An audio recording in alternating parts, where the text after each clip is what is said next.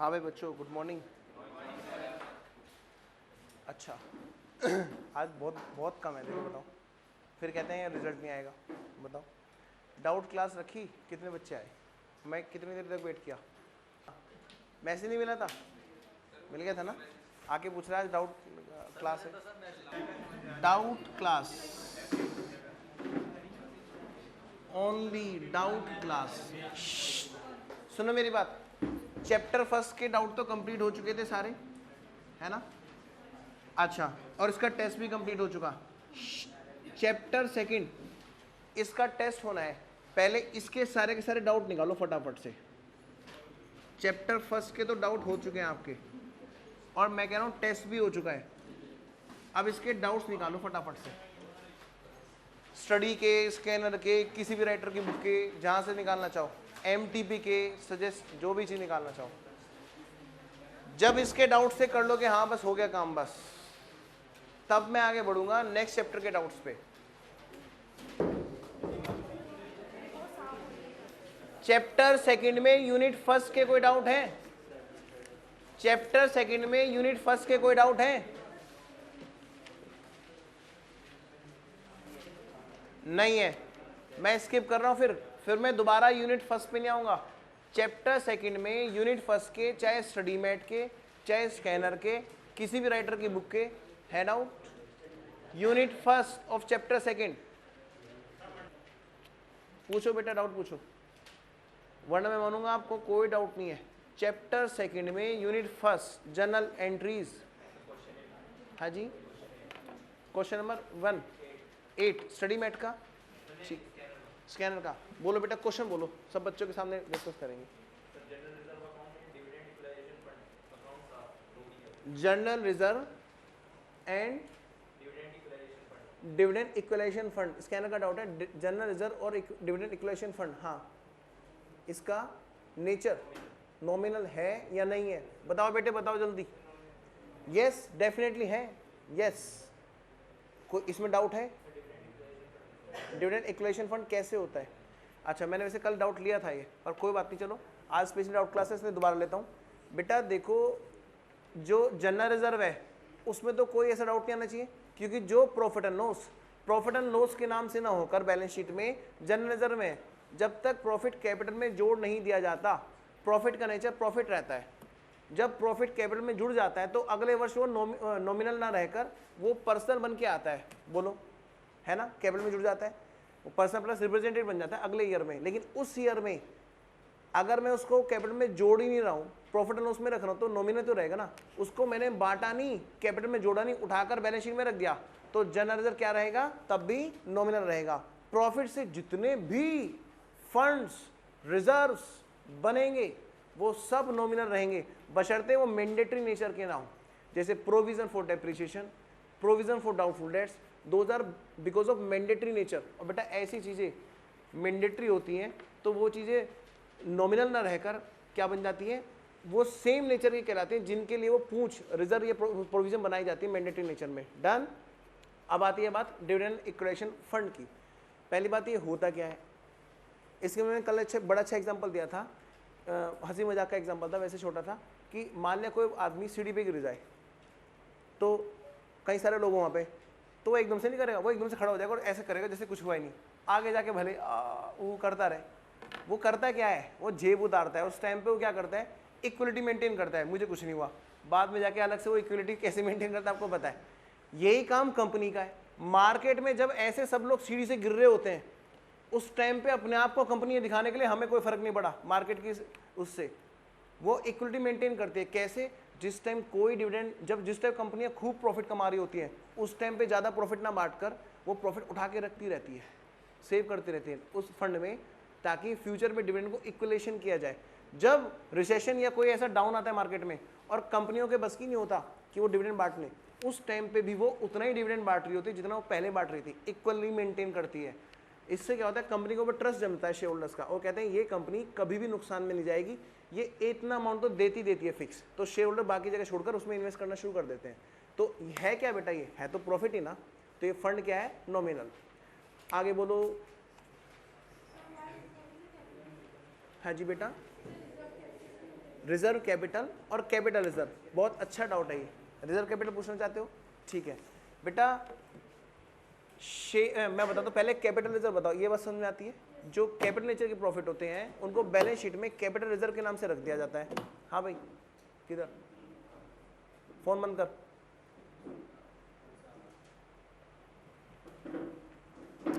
हाँ जी, तो मैं कह रहा हूँ कैपिटल रिजर्व तो समझ में आया बच्चों। अब आती कैपिटल रिजर्व है क्या, कैपिटल नेचर का प्रॉफिट, ठीक है। अब एक चीज है बेटा रिजर्व कैपिटल। रिजर्व माने रखना, उठाकर रख देना। कैपिटल माने कैपिटल, पूंजी को उठा के रख देना। बेटा होता क्या है, ये वैसे कंपनी का डाउट है कंपनी में जब इशू शेयर का एक चैप्टर आएगा वहां ये बातें होंगी डिटेल में, लेकिन फिलहाल हल्का सा बता देता हूं। कंपनी के मालिक कौन होते हैं, शेयर होल्डर। कंपनी की बैलेंस शीट में कैपिटल का नाम कैपिटल ना होकर पेपर कैपिटल होता है।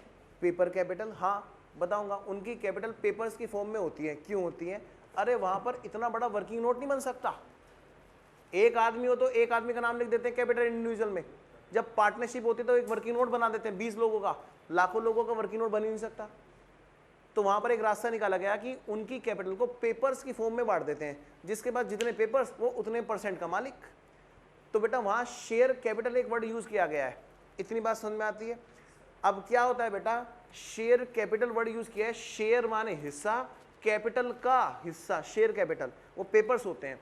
वो पेपर्स की बेटा एक फेस वैल्यू होती है, कितने रुपए वाले फेस वैल्यू वाले पेपर हैं, यानी कितने रुपए कंपनी आपसे मांग सकती है, वो सब उस पर लिखा होता है। जितने रुपए के पेपर होते हैं उतने रुपए कंपनी कैपिटल के रूप में मांग सकती है। क्लियर।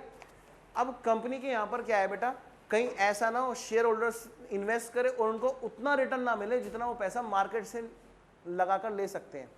तो कंपनी अपना सारा पैसा एकदम से नहीं मंगाती, कंपनी मंगाती है जरूरत के हिसाब से। जैसे जब शेयर के लिए एप्लीकेशन करने आओगे तो इतने रुपए लेते आना, जब शेयर अलॉट कराओगे सर्टिफिकेट अपने नाम में तो इतने रुपए लेते आना, जब जरूरत होगी जरूरत नंबर 1 तो हम कॉल नंबर 1 कर लेंगे, जरूरत नंबर 2 तो हम कॉल नंबर 2 कर लेंगे। ऐसे जितनी बार हमें जरूरत में हम ढालना चाहते हैं उसको कॉल्स में, उतना हम बांट लेते हैं।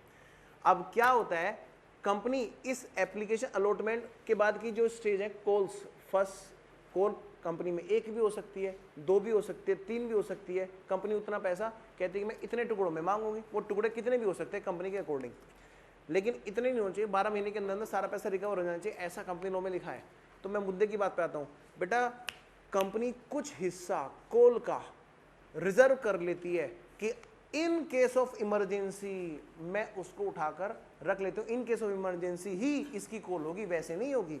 तो ऐसी कैपिटल वाले हिस्से को जब रिजर्व कर दिया जाता है तो इसको बोलते हैं बच्चों reserved capital. Reserve capital, clear. तो कैपिटल रिजर्व और रिजर्व कैपिटल में बहुत फर्क है बेटा, ठीक है बच्चों। एक प्रॉफिट है, एक कॉल है पैसे मंगाने वाला, बस मंगाएंगे इमरजेंसी में। डाउट पूछो, और कोई डाउट बेटा? कोई बात नहीं, अगर आप स्कैनर नहीं लाए हो सर, जैसे आज नहीं लाए हो कोई दिक्कत नहीं, अड़ोस पड़ोस में देख लो स्कैनर, और एक बार पढ़ोगे ना फटाफट पन्ने पलटोगे तो वो डाउट याद आ जाएंगे जो तुमने इकट्ठे कर रखे हैं। अनएक्सपायर्ड एक्सपेंसेस, बेटा मैंने एक लिस्ट ऑफ एडजस्टमेंट बनाई थी फाइनेंस अकाउंट के चैप्टर में, और वहां मैंने प्रीपेड एक्सपेंस का एक और नाम लिखाया था, अनएक्सपायर्ड एक्सपेंस। तो प्रीपेड एक्सपेंस का दूसरा नाम होता है अनएक्सपायर्ड एक्सपेंस। आप बताओ, अगर ऑप्शन में दे रखा है नॉमिनल, पर्सनल और नॉमिनल और रियल दे रखा है, और क्या दे रखा है? पर्सनल दे रखा है और रिप्रेजेंटेटिव पर्सनल। बेटा बताओ बच्चों, रिप्रेजेंटेटिव पर्सनल, ये स्कैनर का डाउट है यार, ये तो बड़ा अच्छा हुआ एग्जाम में, मतलब अंदर तक की बात पूछ रहे हैं रिप्रेजेंटेटिव, वरना कभी भी एग्जाम में ऐसा होता नहीं था। वो पर्सनल के अंदर ना रिप्रेजेंटेटिव पूछते, ना आर्टिफिशियल पूछते, ना नेचुरल।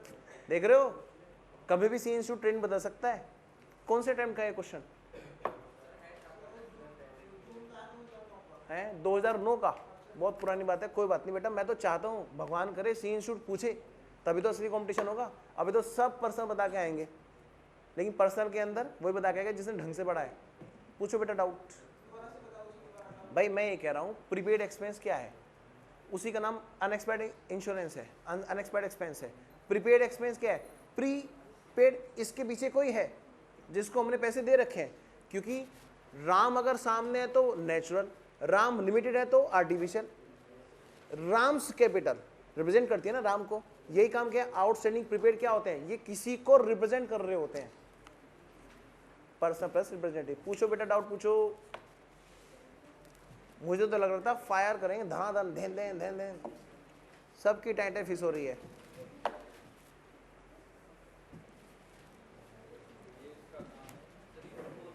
हाँ जी, यूनिट नंबर 1, पहले यूनिट नंबर 1, चाहे स्टडी से हो, चाहे स्कैनर से, चाहे एमटीपी से हो। और ध्यान रखना एमटीपी में भरपूर मिसप्रिंट है, मैं इसीलिए दिसंबर वालों को तो कहता हूं करो, टाइम तुम्हारे पास काफी है। जून वालों को मना कर देता हूं स्ट्रिक्टली, 2 महीने का टाइम होता है, अप्रैल और मई का, उसमें वो बिना बात के मिसप्रिंट के चक्कर में पड़ जाएंगे, कौन सी चीज सही है, टाइम बेकार करेंगे।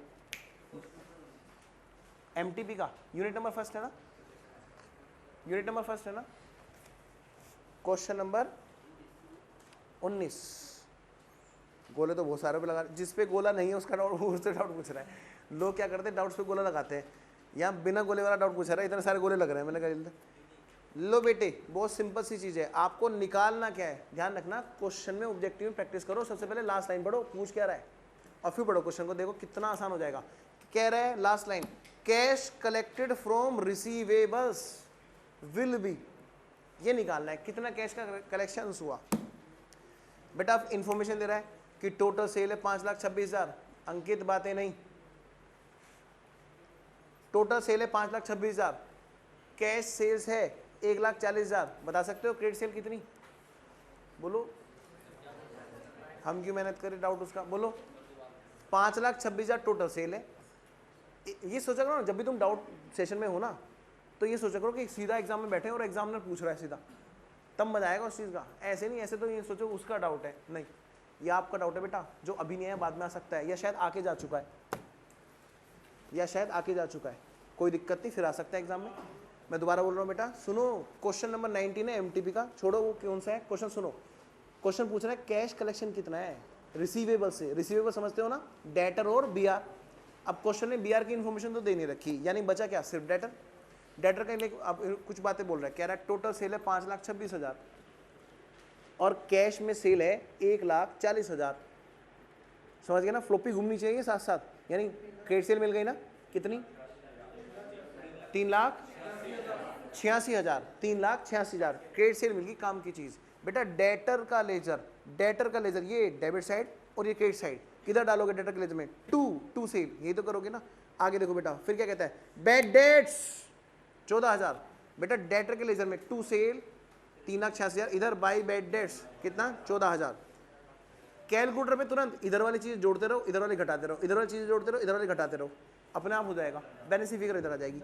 अच्छा, ओपनिंग बैलेंस है बेटा, ओपनिंग बैलेंस है कितना, 60,000, बताओ, डेटर में इधर आएगा, यानी क्रेडिट सेल में जोड़ देंगे 3,86,000 प्लस कितना, 60,000 और माइनस 14,000, साथ साथ करते चलते हैं, क्या टेंशन है।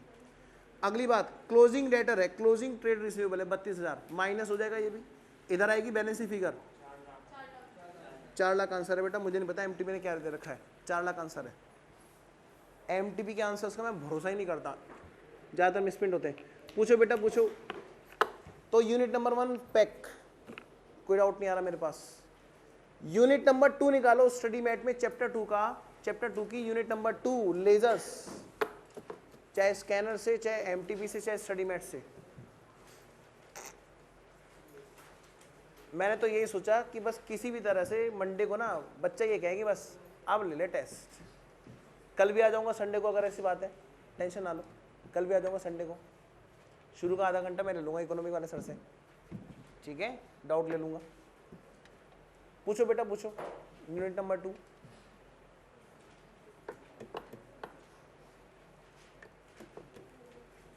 क्वेश्चन नंबर 23, कौन सा, 26 स्टडी मैट का, लाओ तो बेटा स्कैनर दो।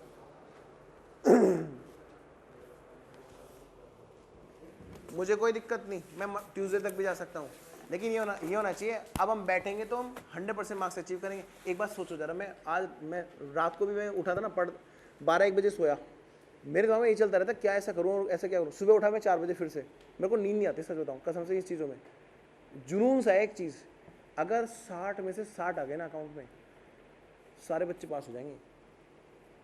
सोचा है किसी ने? 60 में से 60 आ गए ना अकाउंट्स में, बाकी के 140 में से क्या हम 40 भी नहीं ला सकते? मरे से मरे भी आदमी 40 ला सकते हैं। ये मैंने सोचा, मैंने कहा मेरे यहाँ पे हर बच्चे का रिजल्ट पास का हो सकता है। अगर 60 में से 60 लगा दूँ, आग लगा देनी बिल्कुल एकदम, 60 में से 60, बाकी 40। वो फेवरेट सब्जेक्ट जिसको तुम बचपन से फेवरेट मानते आ रहे हो 11th क्लास से, उसमें 60 में 60 नहीं आ रहे, कहाँ कमी है? तो पढ़ा रहा हूँ, रिवीजन करा रहा हूँ, बीच बीच में मोटिवेट कर रहा हूँ, ओवर पे ओवर एनालिसिस करा रहा हूँ, स्टडी करा रहा हूँ, क्वेश्चंस, स्कैनर के डाउट इनवाइट कर रहा हूँ, तुम्हारे डाउट में ले रहा हूँ। भाई 100% चीज़ के लिए 100% एफर्ट ही तो चाहिए। मैं 1000% एफर्ट करने के लिए तैयार हूँ। तुम ट्यूसडे में बोलोगे ना, वेडनेसडे के लिए तैयार हूँ, लेकिन जिस दिन बैठो ना ये कहते हो सर अब आएगा मजा टेस्ट में, और हम 100 में से 100 लेके आएंगे। पिछले टेस्ट में 4 क्वेश्चन गलत थे, ठीक है, 293 में 4 नंबर हटाओ, बाकी क्यों नहीं आए पूरे? मेरे को नहीं अपने आप को जवाब देना। और फिर हम उम्मीद करते सी मुश्किल है, कुछ मुश्किल नहीं है, हम मुश्किल बना रहे हैं। अपना तो 100% देते नहीं, दूसरे से कहते तू दे दे 100। बात समझ रहे हो? सोच के देखना बेटा, घर पे भी जाके समझ। नींद नहीं आई मेरे को इस बात को सोच के, मैंने अब तक क्यों नहीं सोचा ये। 60 में से 60 हर बच्चा अगर अपनी क्लास का ले आए, जबरदस्त काम हो जाए, हर बच्चा पास हो जाए अपने। खैर बेटा कौन सा क्वेश्चन था? हाँ जी 26 बेटा, स्कैनर में चैप्टर नंबर 2 का यूनिट नंबर 2 26, ठीक है 26। From the following details find out credit sales during the financial year 2010-11। From the following detail find out credit sales. आपको क्या फाइंड आउट करना है बेटा? उधार सेल कितनी है ड्यूरिंग द फाइनेंशियल ईयर 10-11। बेटा सीधी सी बात है, उधार सेल या तो टोटल सेल में से कैश सेल घटा के आएगी, या डेटर अकाउंट से बैलेंस फिगर आएगी। क्वेश्चन ने आपको डेटर की इंफॉर्मेशन दे रखी है। ये रहा बेटा डेटर का लेजर, ये रही, इससे इधर है डेबिट साइड और इससे इधर है क्रेडिट साइड। डेबिट साइड की देखते हैं बात क्या कहता है। ओपनिंग बैलेंस बेटा बताने की जरूरत भी नहीं कि डेबिट है, समझने वाली बात है। Opening balance to balance BD, imagine मन मन में अकाउंट खींचना शुरू कर दो। डेबिट साइड में 12,000 लिख लिया, to balance BD. Bills receivable accepted by customer, हमारा कोई कस्टमर था उसने बिल एक्सेप्ट किया, यानी हमारे पास बीआर आया। यानी बेटा बाई साइड में बाई बीआर, ठीक है ना। डेबिट साइड में ओपनिंग बैलेंस 12,000 और इधर 13,000 बाई बीआर, ठीक है। चलो क्लोजिंग बैलेंस कितने का है भाई? क्लोजिंग बैलेंस कितने का? 14,000 का। लो बेटे बाई साइड में 14,000 भी आ गई, और बाई साइड में कैश रिसीव भी है 38,400। बाई साइड में ही 38,400।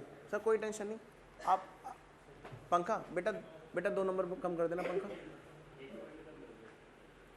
1 पॉइंट कम कर दो ठीक है। आवाज़ सही है सर? आप बाहर बैठ जाओ, कोई टेंशन नहीं आज, ठीक है ना। आपको ऐसी दिक्कत हो रही, आराम करो आप। 103 बुखार था इन्हें कल जब ये रिकॉर्ड कर रहे थे। चलो हाँ जी 1 मिनट, ये खत्म कर दो। बेटा बताओ कितने रुपए है? कितना? 53,400। आ गया दोस्त, बहुत आसान है चीज़ का। हाँ जी क्वेश्चन नंबर 18 बेटा, इसी इसमें question number 18, which of the following statement is correct. इनमें से कौन सी बात सच है, करेक्ट है, एकदम सही है, ये ढूंढनी है। समझ में आएगा ना? फ्लोपी घूमनी चाहिए एकदम। अच्छा ये पूछना चाह रहा है, नंबर इसके देगा, करेक्ट के देगा। Ledger is a part of subsidy book, बोलो बेटा, याद है ना। जर्नल 2 तरह के, प्रिंसिपल और सब्सिडी। प्रिंसिपल तो होते ही लेजर है, सब्सिडी बुक तो एकदम अलग होती है, लेजर उसका पार्ट हो नहीं सकते।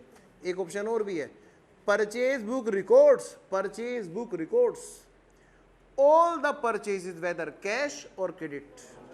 गलत बात, क्योंकि कैश वाली कैश बुक में आती है, शाबाश। दूसरी बात, सारी परचेज नहीं, गुड्स की परचेज आती है इसमें भी। Bank column of cash book always has debit balance. बताओ बेटे, नहीं, आपने बीआरएस में देखा होगा जिन बच्चों ने घर पढ़ा, क्रेडिट बैलेंस भी होता है। याद है ना, मैंने उसमें चार्ट नंबर फर्स्ट बनाया था, अंडरस्टैंडिंग ऑफ बैलेंसेस। अगर किसी ने ढंग से देखा हो, पता ही नहीं होता बैलेंस कौन सा है, तो क्वेश्चन क्या सोल्व करेंगे? बात समझ रहे बेटा। लेकिन कैश जितना जेब में, कभी भी जेब आपको उधार नहीं दे सकती। आपकी जेब से कभी ट्राई करके ना, थोड़े से और दे देना खाली जेब बेटा खाली हो जाएगी, लेकिन नेगेटिव नहीं जा सकती कि आप जेब से फालतू निकाल सकते, जितना आपने अपनी जेब में डाल रखा तो कैश का कभी नेगेटिव बैलेंस नहीं हो सकता। लेकिन बैंक, उसके पास और पैसे भी होते हैं दूसरे लोगों के, वो आपको उधार दे सकता है। चलो जी, तो एक और चीज़ है, यानी अभी तक तो कोई बात इसमें सही नहीं निकली। All the entries except cash transaction can be recorded through journal. बिल्कुल सही बात है, कह रहा है सारी एंट्रीज सिवाय कैश ट्रांजैक्शन को छोड़कर बाकी के लिए हम जर्नल के थ्रू रिकॉर्ड कर सकते हैं। यस, यही तो सीखा था हमने कि कैश के अलावा जो बाकी सारी हैं उनके लिए शॉर्टकट लग सकते हैं। पूछो बेटा, कुछ पूछ रहे थे इधर से, तो आंसर इसका कौन सा है? ए, क्वेश्चन नंबर 27। एक मिनट सारा, इसी का बेटा क्वेश्चन नंबर 27 स्कैनर का, इसी यूनिट का 27। भाई मेरे अलावा और डाउट पूछने वाले के अलावा किसी की आवाज नहीं आई प्लीज। हाँ जी, क्वेश्चन नंबर 27 में कहता है from the following information ascertain the closing balance of debtor. Question समझ में पूछ क्या रहा है?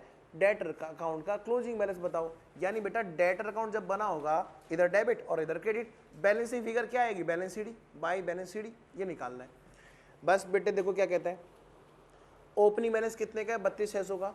2 में आएगा बाई में आएगा? बोलो ऑफकोर्स 2 में। सर क्या क्रेडिट में नहीं हो सकता? बेटा अगर बोला एडवांस फ्रॉम कस्टमर का ओपनिंग बैलेंस है तब आएगा बाई में डेटर अकाउंट में। बात समझ रहे हो? ठीक है, 2 balance bidi 32,600, total sale 1,03,000, cash collection हुआ डेटर से 70,000। बताओ बेटे टोटल सेल आएगी? नहीं, क्रेडिट सेल आती है डेटर में। अगली लाइन में कह रहा है कैश कलेक्ट हुआ डेटर से 70,000, आएगा कि नहीं आएगा? यस, बाई साइड में बाई कैश 70,000। जिसका डाउट है बेटा वो मैच करते रहो, आपने लेजर बनाया होगा। टोटल सेल है 1 लाख। हाँ जी बेटा, कैश कलेक्टेड फ्रॉम डेटर्स 70,000, 70,000। आगे बढ़ता हूं मैं, सेल रिटर्न 1,500। बोलो बेटा उधार वाला वापस होता है कि नकद वाला? सिर्फ उधार वाला, ठीक है, कभी नकद वाला वापस नहीं होता। हाँ, दबंग पने से कोई वापस कर ले तो बात अलग है, ठीक है ना। नॉर्मल चीज़ों में, नॉर्मल सिचुएशन की हम बात करते हैं, हम नॉर्मल लोगों की अकाउंटिंग करते हैं, वो क्या होगा? उधार वाला। एंट्री बताओ बेटा सेल्स रिटर्न की। Sales return account debit to debtor, यानी डेटर में बाई साइड में आएगा सेल्स रिटर्न। बाई साइड में आ गए 1,500 रुपये। डिस्काउंट ऑन परचेजेस बेटा creditor account debit to cash और टू डिस्काउंट, ठीक है, ये क्रेडिटर्स वाली बात है, परचेज करने पर जो डिस्काउंट मिली, ठीक है, यहाँ पर इसका कोई संबंध नहीं है। नेक्स्ट, कैश सेल्स है 43,000। ये क्या मतलब भाई? अरे अभी बताया था ना टोटल सेल है 1,03,000, उसमें से घटा लो 43,000 तो निकल आएगी क्रेडिट सेल। बोलो बेटा 60,000। डेटर अकाउंट में क्या आएगा? To sale 60,000। बेटा बैड डेट्स है कितने? 700 रुपये के। बैड डेट्स बोलो कहाँ आएंगे? By bad debts debtor account में। बैलेंस की फिगर बेटा डेटर की आ जाएगी जो आएगी आगे। हाँ जी, और कोई डाउट इधर से? सारा बैंक में, अच्छा सुनो ध्यान से बेटा, बीआरएस का डाउट है शायद, है ना? कोई बात नहीं, क्वेश्चन में लिखा है सिर्फ बैंक बैलेंस, क्वेश्चन में लिखा है सिर्फ बैंक बैलेंस, तो वो डेबिट बैलेंस होगा कि क्रेडिट बैलेंस होगा? बोलो बेटा। बैंक होता है असेट्स, और असेट्स मतलब डेबिट बैलेंस। बेटा बहुत सिंपल सी चीज़ है, जब तक हमें नहीं पता हो कि कोई बच्चा कैसा है, हम क्या मानते हैं? सारे बच्चे शरीफ हैं और पढ़ने के लिए आए हैं। एक इंसान का ये तो व्यू होता है दूसरे इंसान के बारे में, सब इंसान एक दूसरे को क्या कहते हैं? अच्छे हैं। जब तक कोई चीज़ पता नहीं चलती, यही काम बैंक का है। जब तक ना पता चले वो डेबिट बैलेंस ही है जो होता है नॉर्मली। जब क्वेश्चन बोलेगा साफ साफ कि क्रेडिट बैलेंस है, तब हम उसको मानेंगे ओवरड्राफ्ट। क्लियर? रुको ना,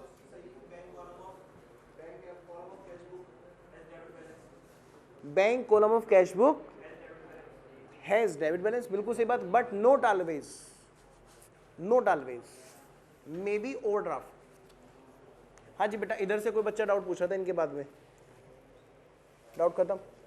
हाँ जी बेटा, भाई बातें मत करो प्लीज गौरव।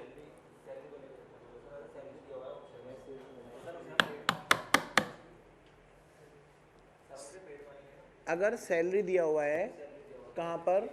ट्रायल बैलेंस में, ट्रायल बैलेंस में, तो हम उसको क्या पेड मानेंगे या आउटस्टैंडिंग माने? बेटा बहुत सिंपल सी चीज़ है, क्वेश्चन ने आपको ट्रायल बैलेंस में लिखा हुआ है सैलरी, बस ये नहीं बताया पेड है कि नहीं। आप देखो ना, अगर वो आउटस्टैंडिंग होगा तो एंट्री क्या हुई होगी, सैलरी अकाउंट डेबिट आउटस्टैंडिंग, तो ट्रायल में पक्का क्रेडिट साइड में आउटस्टैंडिंग भी होगा, और अगर नहीं है इसका मतलब पेड है ना। और पूछो। जब आता है चेक तो एक ने मेरे से फेसबुक पे पता नहीं कहाँ का डाउट पूछा था, ऐसे ही डाउट था वो भी, सब बैलेंस शीट में असेट्स को क्रेडिट साइड में क्यों लिखते हैं। मैं पहली बात तो साइड होती नहीं उसमें फिर उसने पूछा इसको, अच्छा तो राइट साइड में क्यों लिखते हैं, मैंने तो लेफ्ट में लिख ले, बैलेंस शीट तेरी तब भी टैली होगी। हमें अपने बैलेंस को आगे ले जाना होता है ना, वो एक फाइनेंशियल स्टेटमेंट है, वो भी स्टेटमेंट है। अब उसको ऐसे लिखना शुरू कर दिया, तुम इसको ऊपर लिख लो नीचे लिख लो, क्या टेंशन है, तुम लेफ्ट में लिखना शुरू कर दो। लेकिन एक जो ट्रेंड है ना, ट्रेंड कस्टम, हम उसी को तो फॉलो करते हैं ना अकाउंट में, वो हमने फॉलो कर रखा है। कोई कसम थोड़ा ना खाई है, कसम नहीं खिलाई है, लेकिन ट्रेंड है जिसकी वजह से एक कसम सी हो गई है। खैर, अब इसने एक बच्चे ने पूछा, पूछो बेटा दोबारा। किसी ने हमें चेक दिया, कैश बुक में 2 साइड में आना चाहिए बैंक के, यानी bank account debit to X debtor जो भी है देखो बेटा, बहुत सीधी सी बात है, हम बैंक को डेबिट कर देंगे अगर, इसका मतलब क्या है, हम फिर बैंक से बोलेंगे बैंक जी तुम्हारे यहाँ इतने पैसे हैं, क्योंकि हम बैंक को कब डेबिट करेंगे, डेबिट द रिसीवर। हम मानते हैं कि बैंक तुमने इतने पैसे रिसीव कर लिए, तभी तो हम उसको रिसीवर बोल सकते हैं। इस एंट्री का ये मतलब हो जाता है। और अभी चेक वहाँ पर बैंक के पास गया नहीं है। हाँ, अगर सेम डेट पर चला गया है तो हम कहते हैं भाई आप रिसीवर हो गए इतने रुपए के, अभी तुम्हारी जेब में नहीं है तो आने वाले, लेकिन आने वाले, आप हमारे पैसे के रिसीवर हो गए हो या होने वाले हो। बिल्कुल क्लियर। अब चेक रिसीव हुआ बेटा, अब ये नहीं बताया कि वो सेम डेट पर डिपॉजिट हुआ है या नहीं हुआ है, तो क्या बताया था मैंने, सेम डेट पर डिपॉजिट मानते हैं। हाँ जी, हाँ हम सब लोग शरीफ, बाकी तो कैश में क्यों लिख रखा है, कहाँ पे, उस क्वेश्चन में 2 अलग अलग ट्रांजेक्शन होगी। स्टडी मैट में है बेटा, पहले चेक्स को कैश रिसिप्ट मानना है। क्वेश्चन नंबर 1 में क्वेश्चन में हेडिंग दे रखी है, हाँ बेटा लिखा हुआ है इस क्वेश्चन में साफ साफ। बहुत अच्छे, गुड, मुझे अच्छा लगा, क्वेश्चन को ढंग से पढ़ा, यही तो चीज़ चाहिए। आधे से ज़्यादा बच्चे पास हो जाएंगे, क्वेश्चन को ढंग से पढ़े। पहली लाइन में लिखा है चेक्स को कैश रिसीप्ट की तरह ट्रीट करना है, इस वजह से, अदरवाइज वो रूल बेकार हो जाता, फिर फायदा क्या। क्लियर। हाँ जी पूछो। अच्छा स्कैनर लो बेटा, उनको स्कैनर देना बाबू, पीछे ट्रांसफर करते जाओ। पूछो बेटा पूछो, डाउट पूछो। पेड और पेबल में क्या फर्क होता है। पेबल मतलब आउटस्टैंडिंग, आउटस्टैंडिंग मतलब जो पेड नहीं है, जो इनकर तो है लेकिन अभी पेड नहीं है, देंगे फ्यूचर में देंगे लेकिन खर्चा है। पूछो पूछो पूछो। यूनिट नंबर 3, यूनिट नंबर 4, 5, 6, 7, 8 लगा दो बाढ़। प्रोमिसरी नोट यहाँ पे है ये इस यूनिट में, सब्सिडी बुक में बेटा जो बुक थी ना, बिल वाली बुक, बिल वाली बुक के अंदर BR BP थे। वो किस लिए बनती थी वाली बुक, BR लेने की बस और BP देने की बस। और डिसओनर की एंट्री कहाँ होती थी, जनरल प्रॉपर में। BR का ही दूसरा नाम समझ लो फिलहाल, ठीक है ना। होता क्या है, इंडिया के अंदर एक एक्ट है, नेगोशिएबल इंस्ट्रूमेंट एक्ट। आपने कभी कोई कहानी पढ़ी होगी, बैंकिंग अगर सब्जेक्ट किसी ने पढ़ा है तो इंग्लैंड के राजा थे फलाना ढिंकाना, उन्होंने सोना इकट्ठा किया था, फिर उन्होंने मुद्रा जारी की थी वगैरह वगैरह। मुद्रा मतलब करेंसी, करेंसी है क्या, नेगोशिएट मतलब ट्रांसफरेबल, इसको बोलते हैं नेगोशिएबिलिटी। तो किस किस चीज़ को हम करेंसी मानेंगे। सपोज करो, मान लिया मैं आज से एक बॉन्ड जारी कर दूं कि अजराठी के पास जिसने सोना रखा है, मान लिया किसी ने रखा सोना, और मैं उसमें एक अजराठी डॉक्यूमेंट जारी कर दूं, अजराठी ने इतने रुपये उधार लिए हैं, वो वादा करता है, बात नहीं समझ रहे हो। तो क्या हुआ, लोग मान ले मेरे पे ट्रस्ट करते हैं और लोग क्या रुपये छोड़ के मेरे वाले पेपर चलाने शुरू कर दें। ऐसे बेटा इंडिया में बहुत बड़े बड़े दिग्गज बैठे हैं, रिलायंस, बड़े बड़े जिनके पास करोड़ों अरबों की संपत्ति है। वो कहें मैं अगर कोई पेपर जारी कर रहा हूँ तो ना इतना पैसा मेरे पास है मैं दे दूंगा, तो फिर लोग नोट छोड़ के उनको नहीं चालू हो जाएंगे। तो इसलिए एक लॉ बनाया गया, कहीं ऐसा ना हो सब लोग अपनी अपनी मनमानी करें, गवर्नमेंट की ही मनमानी चले। वो लॉ है नेगोशिएबल इंस्ट्रूमेंट एक्ट, और वहाँ ये बस बताई गई है बाकायदा, IPC पढ़ना है आपको। नेगोशिएबल इंस्ट्रूमेंट एक्ट वो ये कहता है कि ये कितनी तरह के डॉक्यूमेंट्स होते हैं जो इस तरह चलते हैं। एक तो चेक्स होते हैं, अदर देन करेंसी क्या होते हैं, चेक्स होते हैं, वो भी नेगोशिएबल इंस्ट्रूमेंट होते हैं। बिल्स होते हैं, वो भी नेगोशिएबल इंस्ट्रूमेंट होते हैं, ठीक है ना। एक और चीज़ होती है प्रोमिसरी नोट, वो भी नेगोशिएबल इंस्ट्रूमेंट होते हैं जो ट्रांसफर होते ही ट्रांसफर हो जाएंगे, ठीक है ना। आप देखना प्रोमिसरी नोट आपको देखने को मिलेगा, कोई भी रुपीज़ ले लो, 10 रुपीज़ का नोट, 100 रुपीज़ का नोट, उस पर लिखा होता है आई प्रोमिस टू पे the bearer rupees this one, मैं धारक को इतने रुपए देने का वचन अदा करता हूँ। कौन कह रहा है, गवर्नर। किसकी तरफ से, गवर्नमेंट की तरफ से। वो है क्या, वो किसी को भी दे देंगे तो ना समझ लो उतने रुपए का अमाउंट उसको ट्रांसफर होता जाएगा।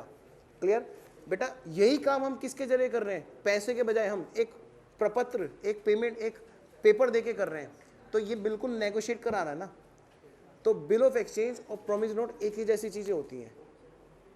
डाउट खत्म। हाँ जी, पूछो पूछो। कंटिजेंट असेट्स और कंटिजेंट लायबिलिटी क्या पूछना है, इसे बताओ क्या होती हैं। मैंने तुम्हें एक हेड एंड शोल्डर वाला केस का एग्जांपल बताया था, याद है वो एग्जांपल। तो गंजे के लिए वो एक कंटिजेंट असेट्स थी, मिल भी सकती है नहीं भी मिल सकती है। वो बात कहाँ से सामने आई, भाई संदीप मुझे पढ़ाने दे यार, नहीं मैं वाकई में डिस्टर्ब होता हूँ ऐसे। कंटिजेंट असेट्स क्या, पैसे मिल भी सकते हैं और नहीं भी। ये बात कहाँ से, पास वाली ट्रांजैक्शन के बेसिस पर फ्यूचर की इवेंट पे डिपेंड है, फ्यूचर की इवेंट पे डिपेंड है कि वो पैसे मिलेंगे या नहीं मिलेंगे। क्लियर, उसके लिए असेट्स है, गंजे के लिए रिसीवेबल। लेकिन जो हेड एंड शोल्डर कंपनी है उसके लिए क्या है, ये पास की ट्रांजैक्शन से ओकर हुई है और फ्यूचर की इवेंट पे डिपेंड है, पेमेंट करना पड़ेगा या नहीं। भाई इसको अक्षय क्या कर रहे हो, बात समझ रहे हो। तो ऐसे क्या होता है, हेड एंड शोल्डर के लिए क्या हो, कंटिजेंट लायबिलिटी। पूछो जी। प्रोफोर्मा इनवॉइस, प्रोफोर्मा इनवॉइस, इसको ऐसा समझ लो बेटा, जैसे मान लिया कच्चा बिल, ऐसे समझ लो। ये वैसे कंसाइनमेंट के चैप्टर में ज़्यादा अच्छे समझ में आएगा, पर मैं बता देता हूँ। जब एक आदमी दूसरी जगह पर अपने दूसरे ऑफिस में या दूसरे गोडाउन में या किसी एजेंट के पास, जैसे कंसाइनमेंट में ऐसे ही हुआ करेगा, अपने एजेंट के पास वो गुड्स ट्रांसफर करता है, सेल नहीं करता। सेल करेगा तो सेल इनवॉइस, पक्का बिल। और एक होता है जब गुड्स को ट्रांसफर किया जाता है अपनी अथॉरिटी के अंदर, तो उस रास्ते के दौरान चेकिंग भी होती है बेटा। पुलिस वाले चेक करते हैं, है ना, वो कहते हैं ये माल कहाँ जा रहा है, बेच रहा है, सेल टैक्स का बिल है इसका, सेल किए तूने, नहीं जी सेल नहीं किए है हमने तो जी इसको ट्रांसफर कर रहे हैं, तो कच्चा बिल है तेरे पास, बात समझ बेटा, उसको बोलते हैं परफॉर्मा इनवॉइस। परफॉर्मा सिर्फ परफॉर्मा है, दैट इज नॉट इनवॉइस, ठीक है। हाँ जी पूछो। स्कैनर का 13 कौन सा यूनिट, यूनिट 4 देख लेता हूँ बेटा। चैप्टर नंबर 2 में यूनिट नंबर 5,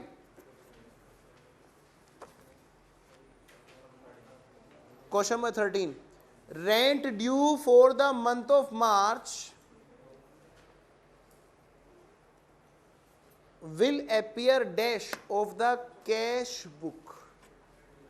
रेंट ड्यू, याद करो वो एडजस्टमेंट, जब मैंने तुम्हें आउटस्टैंडिंग एक्सपेंस के लिए एक और नाम दिया था, ड्यू बट नॉट पेड, या खाली ड्यू भी बोल सकता है, समझ रहे हो। ये क्या है, आउटस्टैंडिंग। क्लियर, नहीं क्लियर है। मैं ये कह रहा हूं मार्च का महीना है, क्लोजिंग वाला महीना है, अगले महीने पे होगा मार्च का रेंट, ठीक है।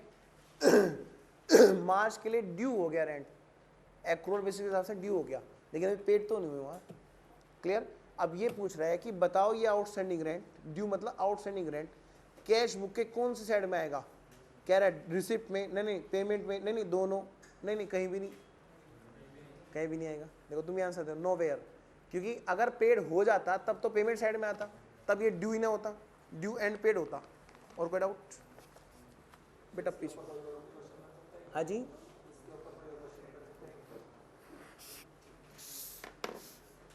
पूछो बेटा पूछो, डाउट।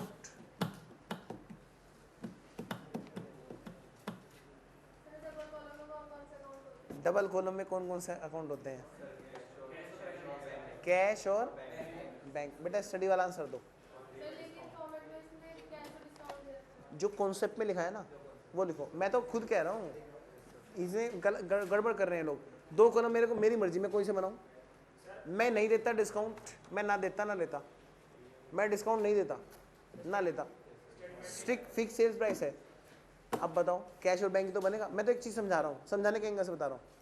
मैं बैंक में पैसे रखता ही नहीं, मेरा इतना बिजनेस है ही नहीं। डिस्काउंट लेता हूँ, देता हूँ, बहुत मुश्किल से सामान बेच पाता हूँ, खरीद पाता हूँ। कैश और डिस्काउंट, स्टडी में कॉन्सेप्चुअली बात गलत लिखी हुई है, लेकिन हमें नंबर इसी से मिलेंगे। कौन कौन से कॉलम? कैश और बैंक, नंबर इसी से मिलेंगे। बेटा कॉन्ट्रा के लिए हाँ बिल्कुल हो सकती है। यही तो मैं कह रहा हूँ, जब तक बेटा चीज़ सही नहीं होती ना, मतलब मुझे बहुत अच्छा लगा तुमने इतनी गहराई से इसको पढ़ा। सर फिर कॉन्ट्रा एंट्री तो इसमें भी हो सकती है, और लेकिन कॉन्ट्रा एंट्री के लिए आंसर क्या दिया है? ट्रिपल कॉलम ना, है कि नहीं है? गलत अपनी बात कह के पलट रहे हैं। अगर तुम कैश और बैंक बोल रहे हो तो फिर इसमें भी कॉन्ट्रा मानो, है ना? बस अब तुम समझ। एक मिनट भाई, मैं डाउट कंप्लीट कर दूँ ये बच्ची का।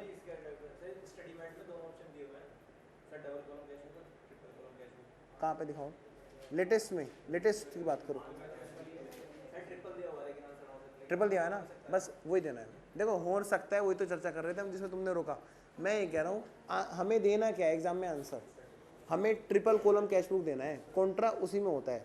दूसरा आंसर क्या देना है? एक तो क्वेश्चन नंबर ये कि कॉन्ट्रा एंट्रीज कहाँ पाई जाती हैं? ट्रिपल कॉलम कैश बुक में, नंबर इससे मिलेंगे। दूसरा क्वेश्चन कि डबल कॉलम में कौन कौन से, डबल कॉलम कैश बुक में कौन कौन से कॉलम होते हैं? बोलो। कैश और बैंक, हमें नंबर इससे मिलेंगे बस। और तुम समझ चुके हो कि बहुत बड़ी गड़बड़ी है ये। लेकिन हम R&D करने नहीं बैठे इस टाइम पे, CA बनने बात करना R&D, जैसे मैं करता रहता हूँ, नींद नहीं आती फिर। पूछो स्टडी मेट का, स्कैनर का।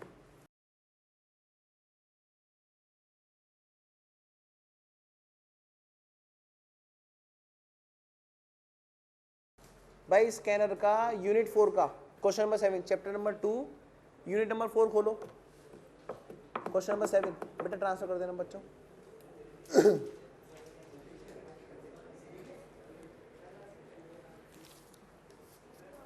स्कैनर का चैप्टर नंबर 2 यूनिट नंबर 4 का 7। ठीक है भाई। द सोर्स डॉक्यूमेंट और vouchers used for recording entries in the sales book. बेटा सोर्स डॉक्यूमेंट समझते हो? मैं आपको बताता हूँ, थोड़ा सा यहाँ से गहराई से समझना है। रेक्टिफिकेशन ऑफ एरर के चैप्टर में आपको समझाया था। आप जब प्रैक्टिकली ऑडिट करने के लिए जाओगे तो आप देखोगे सही एंट्री होनी क्या चाहिए थी और क्या एंट्री हुई है। अगर कोई गलती है तो उसको सुधरवाओगे, या कोई एंट्री नहीं कर रखी, ओमिशन का एरर है तो उसको करवाओगे, या कोई एंट्री कर भी रखी है ना, उसने कहा कि खर्चे की एंट्री है जी आउटस्टैंडिंग की, आपने कहा अच्छा खर्चे की है, हाँ क्या होनी चाहिए? एक्सपेंस अकाउंट डेबिट आउटस्टैंडिंग, उसने वही कर रखी है, लेकिन वो खर्चा है ही नहीं। रेंट पे ले नहीं रखी कोई भी चीज़ और उसका रेंट कह रहे हैं, बस इतना कह रहा है आउटस्टैंडिंग रेंट है जी। अच्छा हाँ, आपने कहा अच्छा आउटस्टैंडिंग रेंट कितने रुपए का, तो ये हो गया एंट्री, दिखा मेरे को तूने कर रखी है। नहीं, रेंट दिया ही नहीं, रेंट पे कोई चीज़ है ही नहीं, बस आपको कह रहा है एंट्री ये होगी। बात समझ लो मेरी? बेटा ऑडिटर ऑडिट करने के लिए, चेकिंग करने के लिए ये तो देखने जाएंगे पहली बात कि क्या वो एंट्री डलनी चाहिए थी। सबूत, सोर्स डॉक्यूमेंट, वो बिल लाओ, वो एग्रीमेंट लाओ जो रेंट का एग्रीमेंट है, वगैरह वगैरह। बात समझ रहे बेटा? तो पहले तो आप सोर्स डॉक्यूमेंट को चेक करते हो जिसके बेसिस पर वो एंट्रियां होती हैं, फिर देखते हो एंट्री सही है कि नहीं है। बात समझ गए ना बेटा? यही काम क्वेश्चन देखो अब क्या कह रहा है।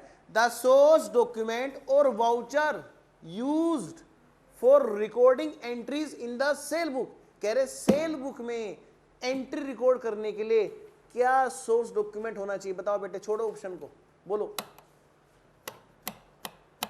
सेल बुक में तुम रिकॉर्ड करना चाहते हो, यानी उधार सेल है ना, उधार सेल के लिए क्या चाहिए तुम्हें? प्रूफ। हाँ जी, बिल। क्या टेंशन है? बोलते क्यों नहीं हो, डरते क्यों? गलत थोड़ा ना बोल रहे भाई, गलत बोलेंगे तो सही हो जाएगा। अरे सेल बिल चाहिए, ठीक है ना। अब क्वेश्चन ने क्या बोला? इनवॉइस जो हमें रिसीव हुआ, इनवॉइस माने बिल, इनवॉइस जो हमें रिसीव हुआ, भाई रिसीव क्यों होगा? हम तो देंगे ना काट के। रिसीव कब होगा? जब हम खरीदेंगे। यहाँ खरीदने वाली बात नहीं है, एक गलत है। जरा सी ऑप्शन देखते हैं पहले, बी ऑप्शन बाद में आता हूं, बी का आंसर है। एक ऑप्शन कहता है कि आपको जो इनवॉइस रिसीव हुआ आप उसको देखोगे, क्यों भाई, वो तो परचेज के लिए देखा जाएगा, प्रूफ है ना। एक चीज और है, क्रेडिट नोट जो हमने इशू किए, क्रेडिट नोट की हम आपको क्रेडिट कर रहे हैं, इसीलिए तो कर रहा है ना इशू। क्रेडिट कहाँ करेंगे, हम तो डेटर को डेबिट करना चाहते हैं। मैं कह रहा डेबिट नोट भी होता ना तो वो भी नहीं आता। डेबिट नोट तो सेल परचेज के बाद वाली चीजों के लिए होता है, सेल्स रिटर्न, क्रेडिट या परचेज रिटर्न या अदर देन सेल रिटर्न और purchase return when we are debiting और क्रेडिटिंग। क्लियर। मैं तो कह रहा अगर यहाँ पे डेबिट नोट भी होता ना बेटा, वो भी नहीं आता। डेबिट नोट रिसीव्ड ना, invoice sent out, this is the answer. Invoice माने बिल जो भेजा, इनवॉइस माने बिल जो भेजा। बेटा भेजेंगे कब, जब सेल करेंगे। क्लियर। सर नकद में नहीं भेजते बिल, नहीं बेटा, वहां पे कैश मेमो होता है, वहां पे तुरंत डिलीवरी हो जाती है, वहां भेजने की जरूरत कहाँ है। जो आदमी कैश में खरीदेगा उसको तुरंत पर्ची काट के दी जाती है। याद करो वो समोसे की दुकान जहां तुम टोकन लेते हो, पैसे देते हो तुरंत तुम्हें टोकन मिलता है। याद करो वो एसटीडी जहां पे माने तुम अगर कहीं फोन करते हो तुरंत की प्रिंट आउट आता है, वो तो कहता है लो जी ये हुए पैसे। कहीं पे तुम जाओगे, अगर किसी मिठाई की दुकान पे मिठाई खरीदी, अच्छी दुकान है, वो पक्का बिल बनाती है, नंबर 2 का नहीं नंबर 1 का, वो तुरंत के तुरंत प्रिंट आउट निकाल के देती है, लिख के देती है लो जी इतने पैसे हुए। बेटा वो क्या है, वो नाम नहीं लिखती, नाम आपके पीछे पीछे आती है, रुको जी आपका बिल रह गया, वो तुरंत दे देती है। बिल भेजा जाएगा तब जब उधार होगा, जब नकद होगा तुरंत कैश मेमो होता है। डन। तो आंसर इज बी। और पूछो डाउट। यूटीआई कौन सा, कहाँ है UTI? Unit trust of India, एक ऐसी जैसे एलआईसी कंपनी होती है, ये समझ लो किसी का इन्वेस्टमेंट के शेयर्स टाइप से होते हैं समझ। हाँ जी। इंटरेस्ट रिसीव, बिल्कुल रिवेन्यू है। इंटरेस्ट रिसीव्ड, ये इंटरेस्ट की तरफ ध्यान दो। इंटरेस्ट क्या है बोलो बेटा, कैपिटल की रिवेन्यू है? रिवेन्यू है। ये उनके पास पहुंचा दो, उनके पास रिसीव। हाँ बेटा बस रुको रुको रुको, पहले इस बच्ची ने पूछा, इसके बाद तुम्हारा नंबर। हाँ बेटा।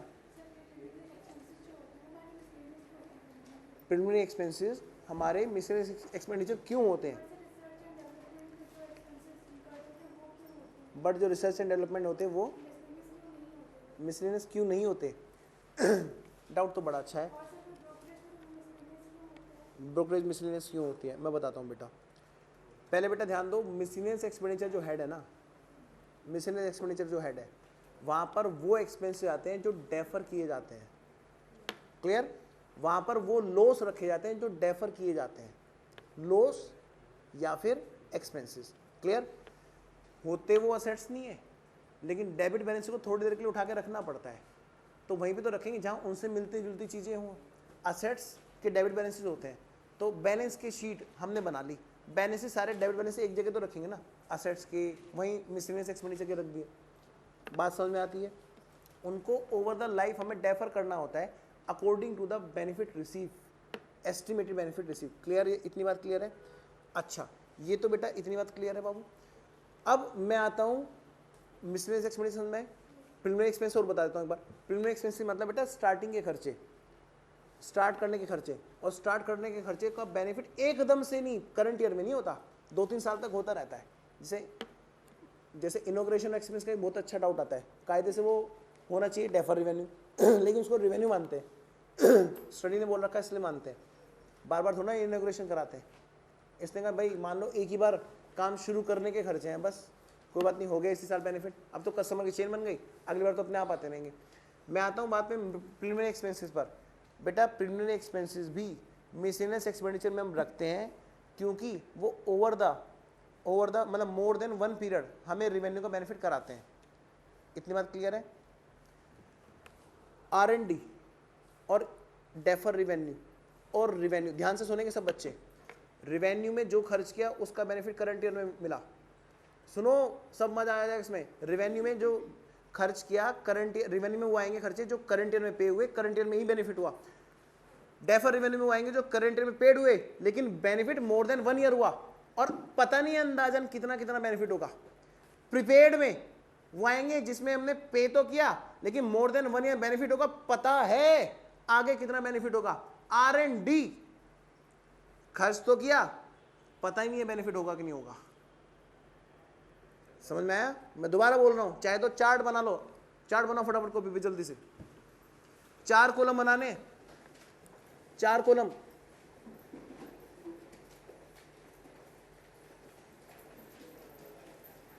चार्टर्ड पे भी डाउट नहीं होते इतनी जल्दी, ये क्लियर, मैं सच बता रहा हूँ। जो पढ़ रहा है साथ साथ वो तो बता पाएगा इस चीज़ को, और वो भी अकाउंट्स को गहराई से पढ़ेगा, वही समझ पाएगा जिसकी नस नस में अकाउंट होगा।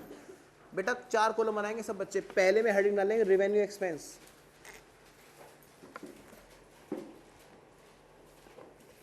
दूसरे में डालेंगे प्रीपेड एक्सपेंस,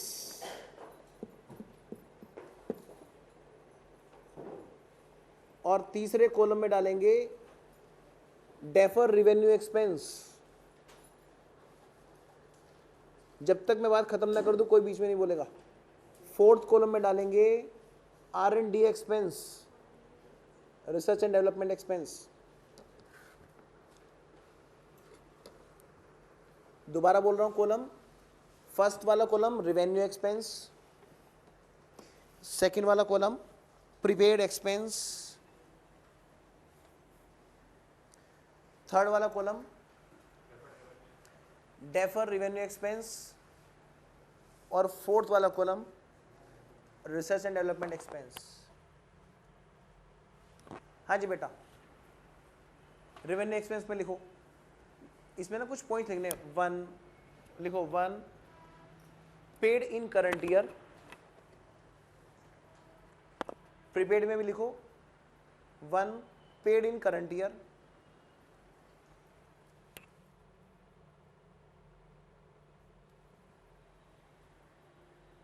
थर्ड में भी लिखो पेड इन करंट ईयर, और फोर्थ में भी लिखो पेड इन करंट ईयर, सब में लिखो।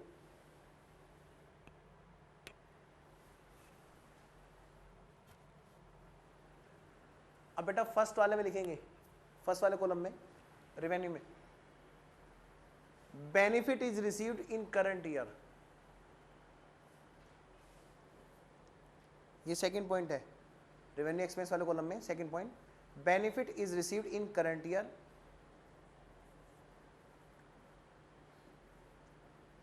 थर्ड पॉइंट लिखेंगे इसी में थर्ड पॉइंट रेवेन्यू एक्सपेंस वाले कॉलम में third point.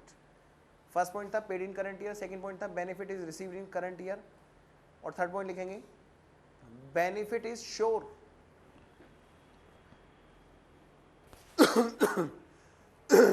Benefit is sure in amount, bracket में लिखो पता है, श्योर इन अमाउंट, ब्रैकेट में लिखो पता है। हमें पता है कि बेनिफिट मिलेगा करंट ईयर में, हमें यह भी पता है कितना बेनिफिट मिलेगा। सेकंड वाले में आओ बेटा, जरा बोलो बेटे पेड इन करंट ईयर। अब क्या लिखूं? Benefit in next period, next period और पीरियड्स। बेटा 2-3 साल का एडवांस भी तो दे सकते हैं। थर्ड पॉइंट क्या लिखोगे बोलो? हाँ जी, benefit is sure, same point लिखो जो फर्स्ट में लिखा। रेवेन्यू जो लिखा था ना, रेवेन्यू एक्सपेंस वाला कॉलम, उसमें फोर्थ पॉइंट लिखो example current year rent paid.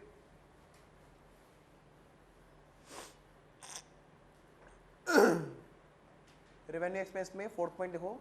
वापस आ रहे हैं हम लोग पहले कॉलम में, fourth point for example rent paid. बेटा ऐसे ही फोर्थ पॉइंट सेकंड वाले कॉलम में बनाएंगे, प्रीपेड वाले कॉलम में। For example prepaid rent. बेटा रेंट में आपको पता रहता है साफ साफ, आपको नहीं पता रहता है इलेक्ट्रिसिटी में। इतनी बात क्लियर है? नेक्स्ट थर्ड कॉलम, पहला पॉइंट, थर्ड कॉलम का नाम क्या है? Defer revenue expense.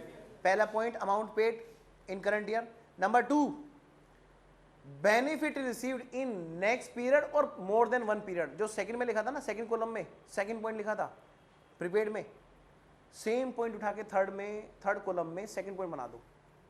दोबारा बोल रहा हूं, जो प्रीपेड एक्सपेंस वाला सेकंड कॉलम था उसमें जो सेकंड पॉइंट था benefit is received in next year और मोर देन नेक्स्ट ईयर, है ना, यही सेम पॉइंट इसमें छाप दो सेकंड पॉइंट बना के डेफर रेवेन्यू एक्सपेंस में। क्लियर? अब थर्ड पॉइंट लिखो, बताओ बेटे, अपना आप बता दोगे आप लोग, बताओ क्या पता है? हमें नहीं पता ना कितना प्रॉफिट होगा। लिखो इसमें, amount of profit is not sure, amount of benefit, sorry benefit is not sure. Third point है इसमें, डेफर रेवेन्यू वाले कॉलम का third point, amount of benefit या फ्यूचर बेनिफिट, ऐसे कर लो, सारे बेनिफिट के साथ फ्यूचर जोड़ दो, मजा आ जाएगा। बस फर्स्ट वाले कॉलम को छोड़ के सेकंड वाले में, थर्ड वाले में फ्यूचर बेनिफिट जोड़ दो, फ्यूचर बेनिफिट। यहां पे क्या है? Is not sure, is not sure, पक्का? बेटा इसका एग्जांपल लिखो, हैवी एडवर्टाइजमेंट, सबसे अच्छा एग्जांपल है ये, हैवी एडवर्टाइजमेंट। वापस आ जाओ फर्स्ट कॉलम में और दूसरा एग्जांपल लिख दो वहां पे, एडवर्टाइजमेंट, एडवर्टाइजमेंट। वापस आ जाओ फर्स्ट कॉलम में, और फोर्थ पॉइंट था ना फर्स्ट कॉलम में एग्जांपल, वहां पे एक और एग्जांपल लिख दो, एडवर्टाइजमेंट। इससे आपको पता रहेगा अगर क्वेश्चन एडवर्टाइजमेंट बोले तो रेवेन्यू, और हैवी एडवर्टाइजमेंट बोले तो defer revenue. Clear? Next fourth column क्या था उसका हेडिंग? R&D। पहला पॉइंट तो था बेटा पेड, अब यहां थोड़ा समझाना है आपको। बेटा जो रिसर्च वाला फेज होता है, रिसर्च वाला फेज, उसमें पता नहीं होता कि बेनिफिट होगा या नहीं होगा, पता ही नहीं होता बेनिफिट होगा कि नहीं होगा। ठीक है, थर्ड पॉइंट मिल गया इस कॉलम का, पता ही नहीं है बेनिफिट होगा कि नहीं होगा। सेकंड पॉइंट भी मिल गया, सेकंड पॉइंट है ना, लिखो सेकंड पॉइंट में, benefit is not sure, benefit is not sure. Second point लिखो, benefit is not sure to receive. ठीक है ना, sure to receive, benefit is not sure to receive. अगला पॉइंट लिखो, benefit is also not sure in amount.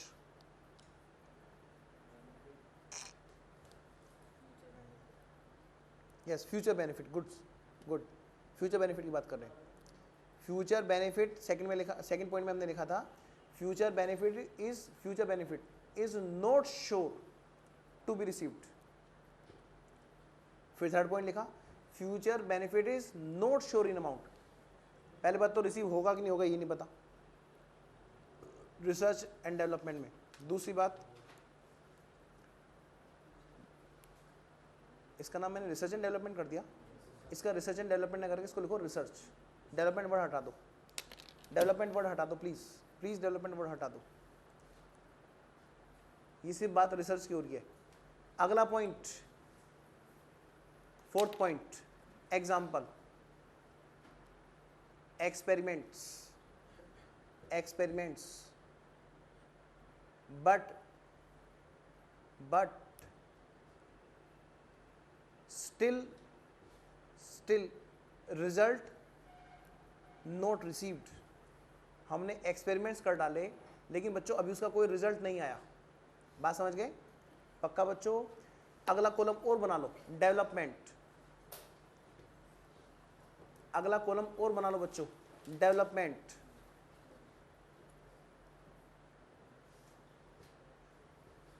ठीक है, फिर लिखो उसमें अमाउंट इज पेड, पहला पॉइंट हो गया अमाउंट इज पेड।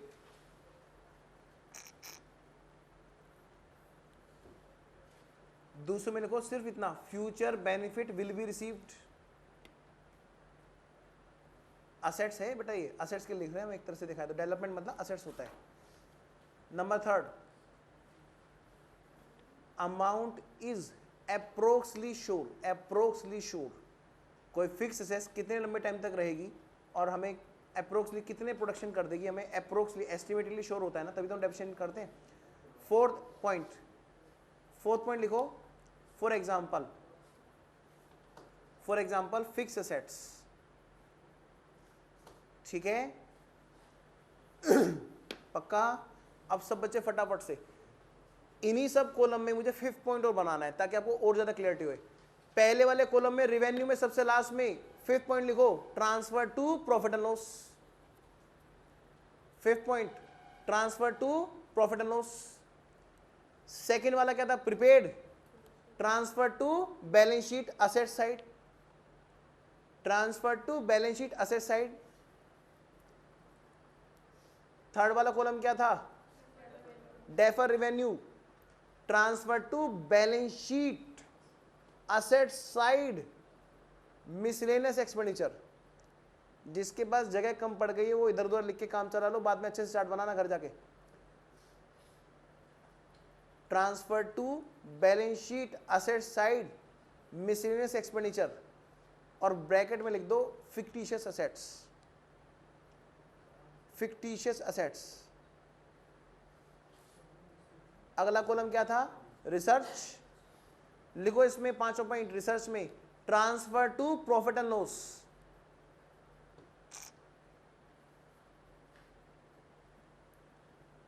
क्लियर? अगला पॉइंट बेटा डेवलपमेंट, लिखो transfer to balance sheet as an assets, as an assets, bracket में लिखना कैपिटल एक्सपेंडिचर, ब्रैकेट में लिखना बच्चों कैपिटल एक्सपेंडिचर्स। बात समझ गए ना बेटा? जब फॉर्मूला सक्सेसफुल हो जाता है तब हम कैपिटल एक्सपेंस करते हैं, तब तक सारे एक्सपेंस रिवेन्यू होते हैं। इससे अगला R&D, रिसर्च एंड डेवलपमेंट, उसमें लिखो बेटा फिफ्थ पॉइंट। कुछ लिखाया था मैंने उसमें? लिखाया ना? कितने पॉइंट लिखा दिए? 5। एक और पॉइंट लिखो इसमें ट्रांसफर करने वाला, transfer to balance sheet as defer revenue expense, transfer to balance sheet as, हाँ जी देखो रिसर्च है तो रिवेन्यू माना जाएगा, प्रॉफिट में डाला जाएगा। डेवलपमेंट है तो कैपिटल माना जाएगा, बैलेंस शीट में असेट्स के रूप में डाला जाएगा। जब रिसर्च एंड डेवलपमेंट होगा तो इसको डेफर रेवेन्यू माना जाएगा। नहीं लिखवाए तो ऐसे लिख लो। पहला पॉइंट क्या है? पेड। लिखो ऐसे लिखो पेड, पहला पॉइंट क्या है? पेड। दूसरा लिखो बेनिफिट इज नॉट श्योर, मतलब समझ लो जो डेफर रेवेन्यू वाले कॉलम वाले थे ना बच्चों, वो उतार दो यहाँ पे। जो डेफर रेवेन्यू वाले थे ना बेटा, वो उतार दो यहाँ पे।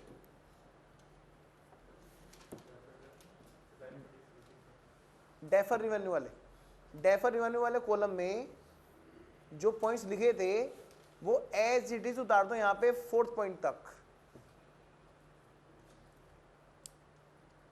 सेकेंड वाला अमाउंट इज नॉट श्योर और benefit received is not sure, है ना? फ्यूचर बेनिफिट मिलेगा, है ना, लेकिन अमाउंट श्योर नहीं होती, है ना? फिर 4th पॉइंट क्या था? एग्जाम्पल, एग्जाम्पल यहाँ पे एग्जाम्पल में लिखो एग्जाम्पल R&D एक्सपेंस, इसको ये एग्जाम्पल के रूप में लिखना, आपको एग्जाम में यही नाम मिलेगा। फिर 5th पॉइंट लिखो बेटा transfer to balance sheet asset side miscellaneous expenditure as defer revenue expense, as defer revenue expense. तो एग्जाम में आपसे पूछे रिसर्च क्या है, रिसर्च क्या होता है, आप बोलोगे रिवेन्यू, प्रॉफिट लॉस में जा रहा है। डेवलपमेंट क्या है? Capital expense. Research and development क्या है? Defer revenue. और डाउट निकालो, और कोई डाउट? बेटा एक डाउट हो रहा है, पूछो बेटा। इस पे हमने ओवर एनालिसिस कर लिया, इससे ज्यादा नहीं हो सकता इस पे analysis. Question number 35, one of the car purchase by car dealer. हाँ जी बेटा, ओए क्या है? One of the car dealer, देखो one of the car purchased by car dealer is used for business purpose. Tata का शोरूम है सपोज करो, या उत्तम टोयोटा का शोरूम है, कई सारी उत्तम टोयोटा की कार है।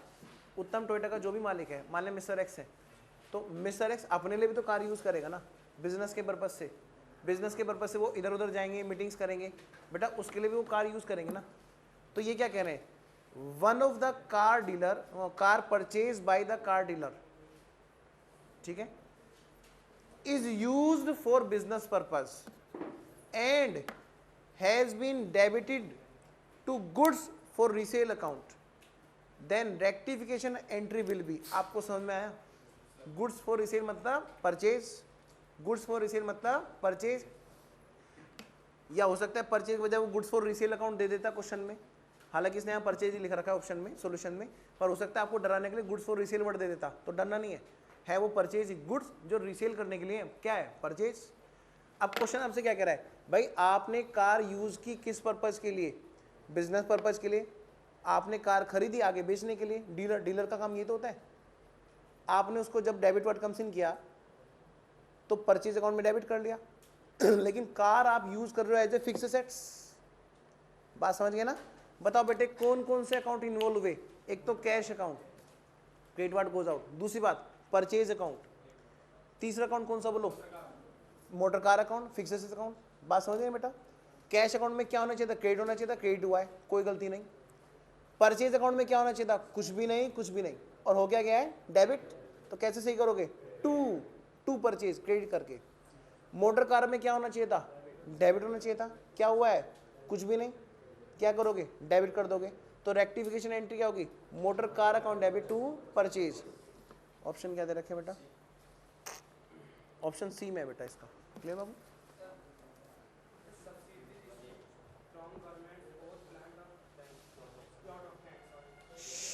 हाँ भाई क्या हो रहा है ये, मैं कितनी बार एक चीज को बताऊं, कोई डाउट है तो मुझसे पूछो ना। हाँ जी बेटा देखो बड़ा अच्छा डाउट है, बहुत अच्छे लेवल का डाउट है, subsidy received for plot of land ठीक है ना, तो ये क्या है बेटा, ऐसी चीज को मानेंगे कैपिटल नेचर की रिसीट्स, ठीक है। और सब्सिडी रिसीव्ड फॉर ये समझ लो दो तरह की चीजें, एक तो सपोज करो मान लिया हाथी खरीदने के लिए ग्रांट मिली, तो कैपिटल नेचर की बात है, रोज रोज ना हाथी खरीदेंगे। एक होता है हाथी को खाना खिलाने के लिए ग्रांट मिली, वो तो बार बार मिलती रहेगी क्योंकि एक ही बार थोड़ा खाएगा, बात समझ गए। तो ऐसी चीजें क्या होती हैं बेटा, क्या कहलाती हैं, कौन से नेचर की ग्रांट, रेवेन्यू नेचर की ग्रांट। तो बेटा अगर फिक्स एसेट्स खरीदने की ग्रांट है तो वो ग्रांट क्या है, वो ग्रांट क्या है, कैपिटल रिसीट्स, ठीक है, कैपिटल नेचर की है। और अगर वो बेटा अदर देन फिक्स एसेट्स वाली है, असेट साइड में करंट एसेट्स, करंट लायबिलिटी से संबंधित, स्टॉक परचेज, ये सब चीजें वहीं तो आते हैं, खर्चे वर्चे, तो क्या है वो रेवेन्यू नेचर की। पूछो doubt. Cash book subsidy book होती है या नहीं, ये क्वेश्चन है बेटा।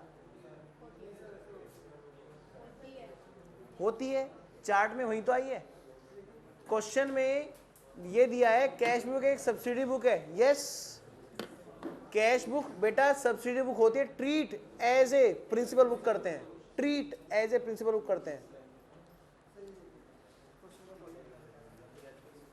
बैठो भाई बैठो। हाँ जी बेटा सब बच्चे बताएंगे, मैंने भी एक लाइन बोली थी, कैश बुक एक सब्सिडी बुक होती है, यस कैश बुक ट्रीट की जाती है एज प्रिंसिपल बुक, क्यों की जाती है याद है ना, क्योंकि वो बनती ही लेजर की फॉर्म में, वो बनती ही लेजर की फॉर्म में, और उससे जो बैलेंस निकल के आता है वो सीधा वही आता है, बिल्कुल फोटोकॉपी ऑफ लेजर आती है ना, एकदम जबरदस्ती के लिए अलग से बनाते हैं, डन।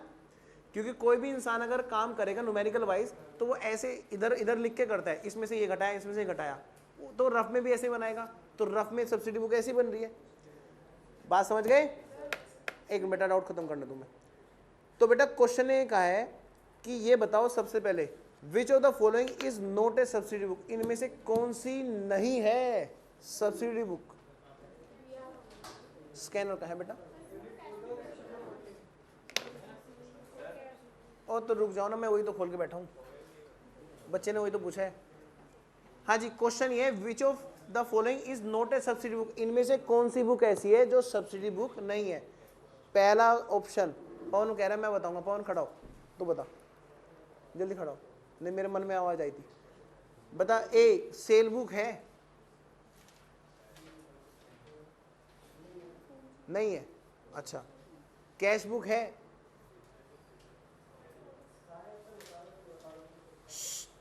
तू बता। नहीं क्यों बताऊं मैं सारे, वाह ये कह रहा सारे ऑप्शन बता दो फिर मैं बता दूंगा, इनपिन भी खेलेगा नालायक। यही तो बात है, जब आदमी ने ढंग से पढ़ रखा हो ना तो उसे क्वेश्चन पढ़ते ही तुरंत अपने आप आंसर आना चाहिए, ऑप्शन देखने की जरूरत नहीं होनी चाहिए। और मैं बताऊं एग्जाम में एक बार ट्राई करके देखना, बिना ऑप्शन देखे तब आंसर सोचना और फिर देखना ऑप्शन, मजा आ जाएगा। ये देखो क्या कह रहा है, सारे ऑप्शन बता दो नालायक, हाँ बेटा, सब बच्चे बताएंगे सेल बुक है क्या सब्सिडी बुक? यस। क्वेश्चन क्या है? जो सब्सिडी बुक नहीं है उसकी बात करनी है। परचेज बुक सब्सिडी बुक है? यस। बीआर बुक है? यस। परचेज रिटर्न बुक है? यस। सेल्स रिटर्न बुक है? यस। कैश बुक है? कैश बुक भी सब्सिडी बुक होती है, लेकिन बेटा और कोई ऑप्शन है ही नहीं, और कोई ऑप्शन है ही नहीं। ऐसी जगह पर ये प्रिंसिपल का काम कर देगी। बात समझ रहे हो? तो ट्रीट एज प्रिंसिपल बुक। तो क्वेश्चन ने क्या पूछा, कौन सी चीज ऐसी जो सब्सिडी बुक नहीं है? बेटा ऑप्शन में सिर्फ एक कैश बुक ऐसी चीज है जो काम कर सकती है प्रिंसिपल बुक का, तो ऐसे केस में हम ऑप्शन में मुझसे काम चलाएंगे। अगर यहीं पे लिखा होता ना कि कैश अकाउंट, बैंक अकाउंट, तो हम उसको सेलेक्ट कर रहे होते, भले ही कैश बुक भी लिखा होता। और पूछो डाउट, बैठ जा। तू पवन में उड़ने वाला है 6 महीने, मुझे दिख रहा है, पहले बता रहा हूं। यूनिट 6 का क्वेश्चन नंबर 5। बहुत खतरा है पवन, सुधार ले भाई, वरना उस दिन आंसू पूछने वाला कोई नहीं होगा, मैं बता रहा हूं। क्वेश्चन नंबर 5, हाँ जी, damage paid on account of breach of contract. Damage paid on account of breach of contract to supply the certain goods is a capital expenditure. बेटा ये कैपिटल रिवेन्यू एक्सपेंस की यूनिट है, unit number 6। अच्छा question है ये। Question क्या कह रहा है देखो सुनो। इसने पहले आपको एक डाउट दिया, छोड़ो ना किताब, मैं बोल तो रहा हूं। इसने एक डाउट दिया और इसने पूछा ये बताना है आपको, मैं पहले ऑप्शन देता हूं कि दोनों स्टेटमेंट सही हैं और सेकंड भी सही है, लेकिन उस सेकंड क्या है, सेकंड फर्स्ट वाले की एक्सप्लेनेशन है। एक तो ऑप्शन ये कह रहा है, क्या कह रहा है कि दोनों ऑप्शन दोनों बातें सही हैं जो आप बोलने वाले उस क्वेश्चन में। दूसरी बात, पहले वाली बात का एक एक्सप्लेनेशन है। बी ऑप्शन कहता है कि दोनों स्टेटमेंट सही हैं, लेकिन सेकंड एक सही एक्सप्लेनेशन नहीं है फर्स्ट वाले स्टेटमेंट की। सी ऑप्शन कहता है पहला स्टेटमेंट बिल्कुल सही है लेकिन सेकंड स्टेटमेंट सही नहीं है। डी ऑप्शन कहता है पहला स्टेटमेंट गलत है और सेकंड वाला सही है। बात समझ रहे बेटा? अभी मैं ये ऑप्शन दोबारा बताऊंगा, पहले वो स्टेटमेंट सुनते हैं। आप समझ गए ना क्वेश्चन किस तरह से हमें देखना है, कौन सी चीज सही है कौन सी चीज सही नहीं है, ये हमें ढूंढना है। तो स्टेटमेंट पूरा सुनेंगे। स्टेटमेंट में पहला स्टेटमेंट है एक दिया गया, फिर सेकंड स्टेटमेंट उसका रीजन दिया गया है। पहले स्टेटमेंट क्या कहता है, assertion damage is paid on account of breach of contract to supply the certain goods is a capital expenditure. पहली बात तो ये बोली है कि देखो भाई, अगर कोई आदमी, कोई बिजनेसमैन बिजनेस में एक दूसरे से एक कॉन्ट्रैक्ट करता है गुड्स को सप्लाई करने का और वो कॉन्ट्रैक्ट ब्रेक कर देता है, तो इस केस में एक पार्टी दूसरी पार्टी को डैमेज देती है, तो ऐसा डैमेज कैपिटल नेचर का एक्सपेंस होता है। अच्छा गलत है, एक आंसर आ गया माइंड में कि ये स्टेटमेंट गलत है, बिल्कुल सही, शाबाश। अब देखते हैं, ये कहते हैं उन्होंने फिर रीजन दिया। रीजन क्या है? सच डैमेजेस आर इनकर्ड, क्योंकि ये damages in ordinary course of business, क्योंकि ये डैमेजेस होना रोजमर्रा की बातें हैं। बोलो यस, सेकंड वाली बात बिल्कुल सही है, ये रोजमर्रा की बातें हैं, इसलिए ये रिवेन्यू होना चाहिए था। पहला स्टेटमेंट गलत है, कैपिटल एक्सपेंडिचर। तो ऑप्शन इसमें जो है ना वो डी है, जहां लिखा है first statement is not correct and second statement is correct. Question समझ में आया बच्चों? किसने पूछा था बेटा? क्लियर है? एक मिनट, इसका डाउट पूरा कर लूं। अनसक्सेसफुल पेटेंट राइट, बेटा वही है रिसर्च जो सिर्फ रिसर्च बन के रह गई। अनसक्सेसफुल पेटेंट, हम एक फॉर्मूला ढूंढ रहे थे और उसको फॉर्मूले को बुक कराना चाह रहे थे। जब फॉर्मूला बनाई तो बुक कहां से हो जाएगा, सारे पैसे वेस्ट गए। बेटा वो क्या बन गया, रिसर्च बन के रह गया, यानी प्रॉफिट एंड लॉस, रिवेन्यू। हाँ जी पूछो, इसी का थर्ड। अच्छा 13 बेटा इसी में आगे यूनिट नंबर 6 में, चैप्टर नंबर 2 में, यूनिट नंबर 6 में, स्कैनर में आगे 13 number, brokerage on issue of shares and debenture is a dash expenditure. बेटा ब्रोकरेज माने दलाली कमीशन, किस बात का? शेयर्स और डिबेंचर इशू करवाने वाले बात का। चैप्टर में जाएंगे तो वो डिटेल में पढ़ेंगे। कुछ मीडिएटर्स होते हैं जो शेयर्स और डिबेंचर बिकवाने का काम करते हैं। बेटा शेयर्स और डिबेंचर एक निश्चित लाइफ तो है ना। डिबेंचर्स का तो मोस्टली क्या होता है, जल्दी से पेमेंट करना होता है लोन का फटाफट से। तो क्या करते हैं, ये जो ब्रोकरेज कमीशन है, बेटा आप क्या सोचते हो डिबेंचर होते क्या है, मैंने बोला था घर जमाई, वो एक हंसी मजाक के लिए बोला था, लोन सर्टिफिकेट जो कंपनी अपने ऊपर लोन कर लेती है उनको ब्याज देती रहती है जब तक वो लोन चलता है। डन। यानी एक निश्चित लाइफ होती है डिबेंचर्स की, और इनकी लाइफ बहुत शॉर्ट होती है क्योंकि आदमी जल्दी से जल्दी इतना कर्जा उतारना चाहता है। बेटा उस लोन के लिए बच्चों जो ब्याज दे रहे हैं सिर्फ वही एक कॉस्ट है, जो लोन लेने के लिए भी हम पैसे देते हैं वो भी एक कॉस्ट होती है। पढ़ेंगे हम आईपीसीसी में पढ़ते हैं बेटा, ये अकाउंटिंग स्टैंडर्ड 16 है, जो बच्चे थोड़ा बहुत जानते होंगे, वहाँ एक अकाउंटिंग स्टैंडर्ड 16 है बोरोइंग कॉस्ट, जो बताता है बोरो करने की कॉस्ट में क्या क्या कॉस्ट मानी जाती है। बेटा उसमें सिखाया गया ये भी एक कॉस्ट होती है। तो अब मुद्दे की बात पे आता हूँ, जब तक वो बोरोड अमाउंट चलती रहती है तभी तक के लिए तो खर्चा है ना।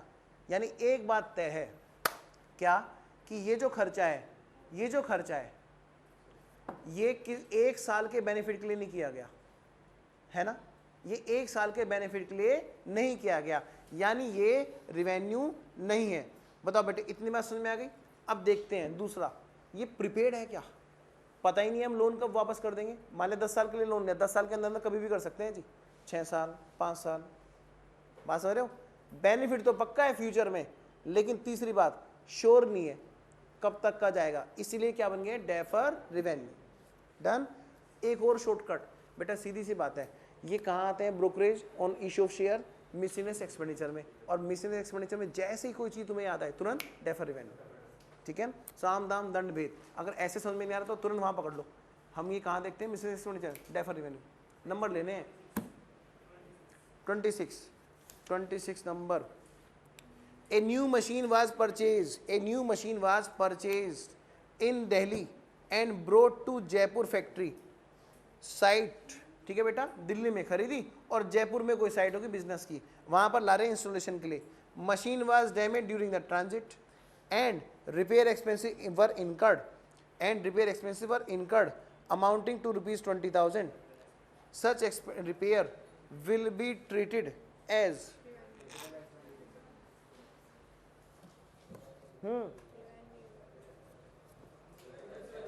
रिवेन्यू और कैपिटल और डेफर रिवेन्यू। बहुत अच्छे लेवल का क्वेश्चन है सच में, कसम से मुझे मजा आ गया इस क्वेश्चन को देख के, सोचने मजबूर कर दिया।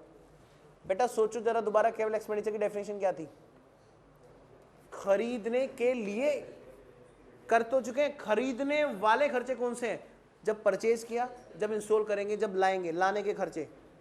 बीच में तुम उसको 10 बार तोड़ोगे, 10 बार रिपेयर कराओगे तो खरीदने के खर्चे माने जाएंगे। खरीदने के लिए जो जरूरी है, जरूरी वो है कैपिटल एक्सपेंडिचर। जरूरी है, तुम हर कोई आदमी तोड़ता होगा, रिपेयर कराता होगा, नहीं, कोई जरूरी था तुम्हें तोड़ना या टूटने देना, क्यों नहीं की केयर। बात में समझ रहे बेटा, मेंटेनेंस कॉस्ट है, उससे असेट्स और फालतू नहीं बढ़ेगी। बात समझ लो, बहुत माइनर सा इसमें लॉजिक आ जाता है। क्या खरीदने के लिए जो जरूरी है वो है खर्चे कैपिटल एक्सपेंडिचर। ला रहे हैं, लाते लाते बीच में रिपेयर करानी पड़ी क्योंकि हमारे से गलती हो गई, टूट गई, डलके वलके लग रहे होंगे, उसको वैसी बनाई जैसे ओरिजिनल थी। ओरिजिनल से बेहतर नहीं ना, ठीक है। रिवेन्यू पूछो बेटा, पूछो। हाँ जी बेटा, एक मिनट, इन्होंने डाउट पूछा था पहले। Inauguration expensive incurred opening of a new manufacturing. बेटा क्या बताऊं, बड़े दिल पे पत्थर रख के कह रहा हूँ, इसे रिवेन्यू मान लो बस, चाहे कभी भी इनॉग्रेशन हुआ हो। स्टडी में तुम्हें नंबर ऐसे मिलेंगे, तुम भी जानते हो, मैं भी जानता हूँ ये है क्या चीज़। कैसा ही हो, आंख बन गया, इनॉग्रेशन मतलब रिवेन्यू। नंबर हमें लेने हैं फिलहाल, ठीक है। हाँ बेटा पूछो बाबू, अभी आता हूँ। इंटरिम डिविडेंड, अनक्लेम डिविडेंड, बेटा उसने पूछा ना। अनक्लेम डिविडेंड जैसे क्या होता है, इंडिविजुअल के केस में क्या होता है, सारा प्रॉफिट कैपिटल में जोड़ दिया जाता है। पार्टनरशिप में भी कैपिटल में जोड़ दिया जाता है। कंपनी में के केस में क्या होता है, कैपिटल में जोड़ते नहीं है क्योंकि कैपिटल लाखों लोगों की होती है। क्या करते हैं, उसको अलग उठा के रख देते हैं और कहते हैं जिसे प्रॉफिट चाहिए वो ले जाओ अलग से। वहाँ ड्रॉइंग्स नहीं होता, वहाँ पहले प्रॉफिट का नाम डिविडेंड रखा जाता है, फिर डिविडेंड नाम के पे करते हैं, जैसे कि आउटस्टैंडिंग रेंट की तरह। ठीक है, कोई लेने नहीं आया, लेकिन कंपनी के लिए तो लायबिलिटी तब भी रहेगी ना। मान लिया मैं कहूँ कि आओ मैं सबकी 1-1 हज़ार रुपये फीस वापस कर रहा हूँ, ये बेटा बुरा सपना है, देखना मत। हाँ, तो मजा आ गया। तो ऐसे केस में क्या हुआ कुछ बच्चे नहीं आए, वो अगले बैच में आ रहे, सर पिछले बैच में जिसमें मैं था आपने ऐसा ऐसा कहा था। लाइबिलिटी तो मेरी बनेगी ना, क्योंकि उस बैच में था। अनक्लेम्ड, बस उसने क्लेम नहीं किया था उस टाइम पे बेटा, तो that is liability. Current liability provision में आएगा बेटा, बिल्कुल आएगा। हाँ जी पूछो बेटा, आप पूछ रहे थे। सस्पेंस अकाउंट बैलेंस शीट में क्यों ट्रांसफर करते हैं? क्वेश्चन बड़ा अच्छा है, लेकिन बहुत बच्चे लेवल वाला है, इन्हीं की तरह छोटे से। देखो, सस्पेंस अकाउंट को बैलेंस शीट में क्यों रखा जाता है बेटा? क्योंकि उसके लिए और कोई जगह ही नहीं है। सस्पेंस हमें पता ही नहीं वो असेट्स है या लायबिलिटी का रिडक्शन है।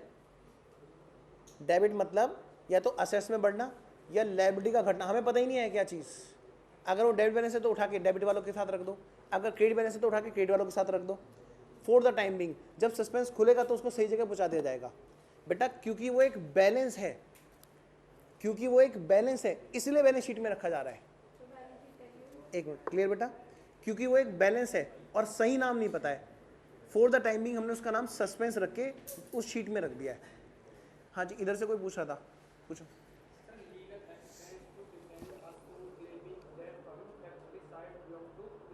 लीगल एक्सपेंस इस बात के लिए कि अपने आप को हमने डिफेंस किया, किस बात के लिए? कि भाई ये प्रॉपर्टी हमारी है, ये रिवेन्यू होगा या डेफर रिवेन्यू होगा या कैपिटल होगा?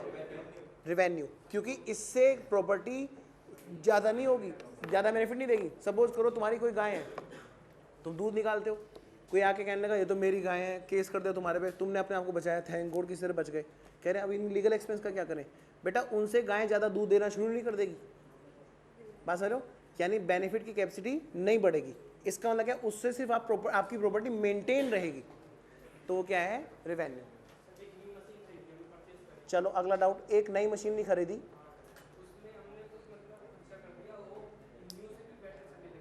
उसमें खर्चा कर दिया और न्यू से बेटर कर दी। बेटा करते हैं ऐसे, कई लोग क्या करते हैं, कार खरीदते हैं और भाई पैसे अमीर लोगों की अलग ही बात है, कार खरीदते हैं, उसमें कभी वो ऑक्सीजन का सिलेंडर क्या होता है, नोस बोलते हैं उसको, नोस, वो लगा देते हैं। कहाँ तो वो 180 पे दौड़ती थी, अब वो 220 पे दौड़ने लगती है। ओरिजिनल से तो बेटर है ना, जुड़ेगा। कैपिटल एक्सपेंडिचर, कैपिटल एक्सपेंडिचर, क्योंकि स्पीड मोर देन ओरिजिनल है। पूछो बेटा। ट्रायल में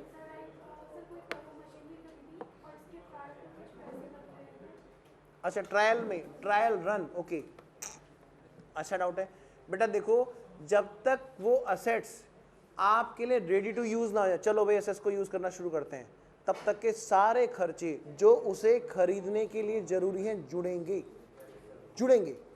जैसे मैं आपसे पूछता हूँ, आप यहाँ पे आते हो, पढ़ने के लिए आते हो, फीस देते हो, आप खर्चा कैसा कर रहे हो? Capital expenditure. आपके माता पिता क्या कर रहे हैं? कैपिटल एक्सपेंडिचर कर रहे हैं, रिवेन्यू कर रहे हैं? बोलो। Capital expenditure. बार बार थोड़ा सीए की सीबीटी पढ़नी है, बार बार थोड़ा हम इस क्लास में आएंगे, एक ही बार तो है ना, तो वो क्या है बेटा? Capital expenditure. अब आने के लिए आप आना जाना खर्चा करते हो, that is also capital expenditure. आप ये मत सोचना रोज रोज खर्चा हो रहा है, वो आपको एक असेट्स के रूप में तैयार किया जा रहा है। पर्पस मेरा ये नहीं है कि भाई आपसे कोई पैसे लेंगे माता पिता, मैं कह रहा हूं आपको बिल्ड किया जा रहा है। दूसरी बात बेटा, ड्यूरिंग द ट्रायल, आप 2 दिन ट्रायल लेने आए, यहाँ आए, दूसरी जगह गए, वहां गए, यहाँ गए, this is also trial expense. And for the building of assets your right, मतलब इनहेरेंट राइट, मतलब एक knowledge, knowledge is also assets. Clear बेटा? इंटेंजिबल असेट्स बनाने के लिए खर्चा किया जा रहा है। तो मैं ये कह रहा हूँ यही काम यहाँ पर है। अगर हम कोई इन्वर्टर लेके आते हैं या कोई मशीन लेके आते हैं जो मार्कर बनाती है, तो हम पहले ट्रायल तो लेंगे, मार्कर बन भी रहे हैं कि नहीं, पता चला फुस्सी बम बन रहे हैं, हाँ, फिर हम फिर लेके जाएंगे। बात समझ बेटा, पहले ट्रायल लेंगे, ट्रायल रन के दौरान 1-2 दिन ट्रायल लिया, जो लाइट खर्चा होगा वो भी जुड़ेगा, वो भी जुड़ेगा, लेकिन तो वो क्या कहलाएगा? वो कैपिटल एक्सपेंस। और दूसरा, इस ट्रायल रन के दौरान जो मार्कर्स बने उनसे रिकवरी हो जाएगी कॉस्ट की, तो कैपिटल रिसीट्स। पूछो, इधर से कुछ पूछ रहा था ईशान कौन? एक मिनट, वो पूछ रहा था पहले, नहीं भूल गया? हाँ बेटा, थर्ड क्वेश्चन कौन सा? यूनिट 6 का third question. Small payments are recorded. अच्छा यूनिट 6 का भाई बातें नहीं प्लीज।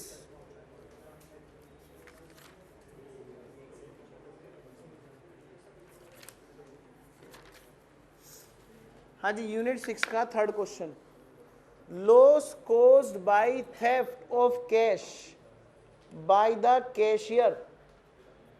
अगर ड्यूरिंग ऑफिस आवर्स होता तो बात कुछ और होती, आफ्टर ऑफिस आवर्स। मैं कह रहा छोड़ो, ये तो पर्सनल चीजें हैं, कोई सोचने वाली बात ही नहीं। ये कोई नॉर्मल नेचर ऑफ बिजनेस है, लॉस है ना, और जो रिवेन्यू लॉस नहीं है क्या है, कैपिटल लॉस। बस तो क्या है बेटा, ये कैपिटल लॉस, कैपिटल लॉस है भाई, हैं रीजन देखो, रिवेन्यू लॉस नहीं है, ठीक है, डेफर रिवेन्यू लॉस भी नहीं है, कैपिटल नेचर का लॉस है जो रोज रोज नहीं होता। 27 ओए 27 revenue expense wrongly recorded, revenue expense wrongly recorded as capital expense. हाँ भाई, रेवेन्यू एक्सपेंस को अगर आप कैपिटल एक्सपेंस की तरह रिकॉर्ड कर लेते हो, मतलब बेटा प्रॉफिट लॉस के, ट्रेडिंग प्रॉफिट लॉस के डेबिट में आना था, उसको कहाँ पहुंचा देते हो, असेट साइड में। इससे क्या होता है, छोड़ो क्वेश्चन को, क्या होगा बताओ, नेट प्रॉफिट कम होगा, नेट प्रॉफिट कम होगा, वो कम जाके जुड़ेगा कैपिटल में और असेट साइड बढ़ जाएगी। बस छोड़ रहा हूँ, एक मिनट रुको ना, मैं ऑप्शन तो बता दूं बेटा, over statement of net, sorry हाँ, अरे खर्चा कम डाला ना तो नेट प्रॉफिट बढ़ गया और वो ज्यादा जाके जुड़ा कहाँ, लायबिलिटी साइड में, कैपिटल में। बी ऑप्शन है। एक बार संदीप सर को बुला देना, डाउट ऐसे बोलो, एक मिनट। जो इम्प्रेस सिस्टम ऑफ पेटी कैश होता है,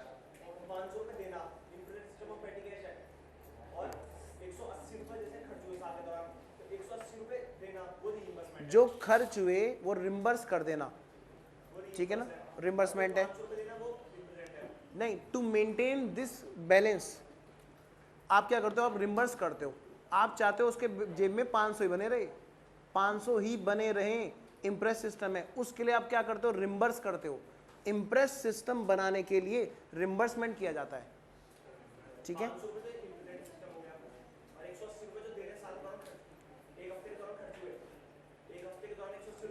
180 को वापस देना रिम्बर्समेंट है, टू मेंटेन 500, ठीक है। चलो बाकी डाउट कल देख लेंगे, नहीं तो मंडे को देख लेंगे। एक बात संदीप, एक मिनट आना यार, थोड़ा सा टेस्ट। हाँ ट्यूसडे को लूंगा, और बताओ मंडे को भी डाउट ले लूंगा क्लास के बाद में। मंडे को किसी को ऑब्जेक्शन है? कितने बच्चों को ऑब्जेक्शन, हाथ उठाओ। कोई बात नहीं, एक के लिए काफ़ी है, लेकिन हमेशा के लिए नहीं होगी ये प्रायोरिटी, ध्यान रखना। मैं इसलिए दे रहा हूँ प्रायोरिटी ताकि एक बार मैं देखना चाहता हूँ, बस इस टेस्ट के लिए मैं बोल रहा हूँ, हमेशा के लिए नहीं। हाँ बाकी में तो मैं जो बोलूँगा उसी पे होगा। इस टेस्ट के लिए मैं एक दिन और दे देता हूँ, क्योंकि ये जो शुरू वाले चैप्टर है ना, जो बाकी न्यूमेरिकल है उनमें तो जरा सी चीज़ दिखाई देती है, यहाँ पहाड़ दिखाई देता है इन शुरू के चैप्टर्स में, पता ही नहीं होता थ्योरी कहाँ से कहाँ घूम रही है। और मैं चाहता हूँ एकदम पूरा कॉम्पिटिशन लेवल पे तुम लोग तैयारी करो खूब बढ़िया से, ठीक है। ट्यूसडे को लेंगे टेस्ट। चलो डाउट सेशन ओवर।